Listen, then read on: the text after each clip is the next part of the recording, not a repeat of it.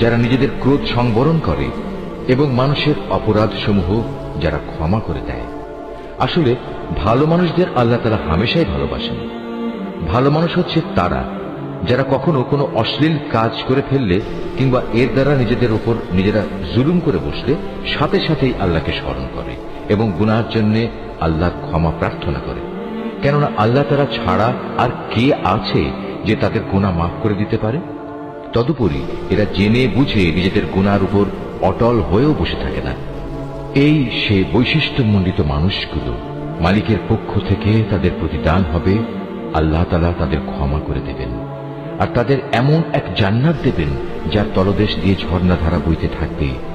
এই জান্নাতে নেককার লোকেরা অনন্তকাল ধরে অবস্থান করবে। সৎ কর্মশীল ব্যক্তিদের জন্য আল্লাহর পক্ষ থেকে কত সুন্দর প্রতিদানের ব্যবস্থা রাখা হয়েছে। তোমাদের আগেও বহু জাতির বহু উদাহরণ ছিল যা এখন অতীত হয়ে গেছে। সুতরাং এদের পরিণতি দেখার জন্য তোমরা পৃথিবীতে ঘুরে বেড়াও এবং দেখো আল্লাহ তাআলা ও তাঁর বিধান মিথ্যা প্রতিপন্নকারীদের পরিণতি কি হয়েছিল। বস্তুত এটি হচ্ছে মানব জাতির জন্য একটি সুস্পষ্ট ব্যাখ্যা এবং আল্লাহ তাআলাকে যারা ভয় করে এটি তাদের জন্য একটি সুস্পষ্ট পথ নির্দেশ ও সদুপদেশ বই কিছুই নয়। তোমরা হতোদ্যম হও না, চিন্তিত হও না। তোমরা যদি সত্যিকার অর্থে ঈমানদার হও তাহলে তোমরাই বিজয়ী হবে। তোমাদের উপর যদি কোনো সাময়িক আঘাত আসে এতে মনক্ষুণ্ণ হবার কি আছে? এ ধরনের আঘাত তো তাদের উপরও এসেছে। আর এভাবেই আমি মানুষের মাঝে তাদের উত্থান পতনের দিনগুলো পালাক্রমে অদল বদল করাতে থাকি, যাতে করে আল্লাহ তাআলা এ কথাটা জেনে নিতে পারেন যে কে সত্যিকার অর্থে আল্লাহর উপর ঈমান রাখে এবং এর মাধ্যমে তোমাদের মাঝখান থেকে কিছু শহীদও আল্লাহ তাআলা তুলে নিতে চান।